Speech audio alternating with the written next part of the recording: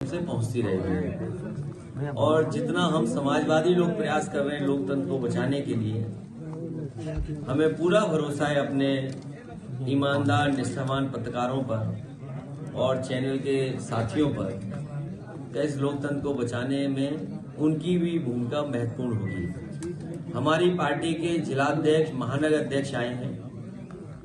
Party की तरफ से निर्देश लगातार जा रहे हैं।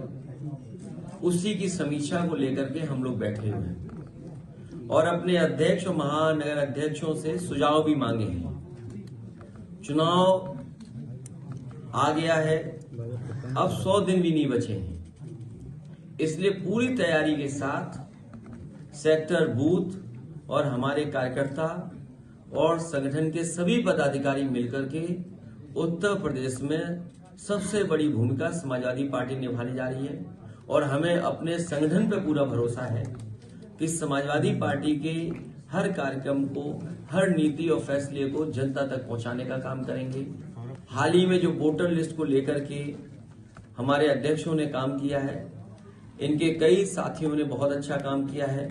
कुछ शिकायतें भी आई हैं और हमें उम्मीद है कि जब वोटर लिस्ट फाइनल छप करके आएगी, उस समय गांव स्तर पर, बूथ स्तर पर लगातार अधिकारियों से संपर्क रख करके वोट कहां कटा है, कहां बढ़ा है, उस पर पूरी जिम्मेदारी से काम करेंगे, क्योंकि भारतीय जनता पार्टी हर तरह से हस्तक्षेप करेगी।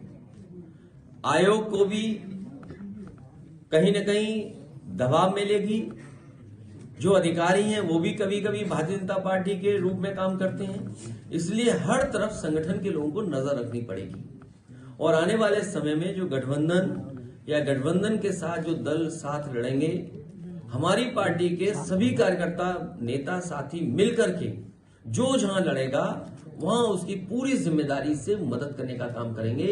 यही लोग हैं जो लगातार मैदान में रहेंगे और हमारे सभी प्रदेश के और राष्ट्रीय पदाधिकारियों की जिम्मेदारी बूथ वाइज बांट करके उनको जिम्मेदारी दी जाएगी।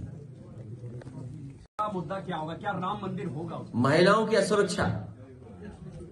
और जब से भारतीय जनता पार्टी की सरकार आई है, पूरे देश में 1 लाख किसानों ने आत्महत्या की है। ये आंकड़े मेरे नहीं हैं, एनसीआरबी के आंकड़े हैं। एनसीआरबी के आंकड़े बताते हैं कि पूरे देश में जब से भारतीय जनता पार्टी की सरकार आई है, 1 लाख किसानों ने आत्महत्या की है और हमारी सीमाएं असुरक्षित हो गई हैं। जो 1962 के युद्ध की मेमोरियल था, वो सुनने में आया चीन की फौज ने तोड़ दिया। जहां तक चीन की फौज जाना चाहती थी वहां बैठ गई है जाकर के, चाहे वो आपका लद्दाख हो। सुनने में यहां तक आ रहा है कि भूटान के हिस्से को भी कब्जा कर लिया है। ये मुद्दे हैं। बेरोजगारी मुद्दा है, महंगाई मुद्दा है, अन्याय चरम सीमा पर है।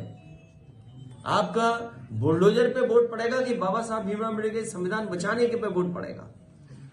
और हमें उम्मीद है इस देश के लोग बाबा साहब भीमराव अम्बेडकर जी के संविधान को बचाने के लिए आगे आएंगे और भारतीय जनता पार्टी को हराने का काम करेंगे। ये हमारे मुद्दे हैं।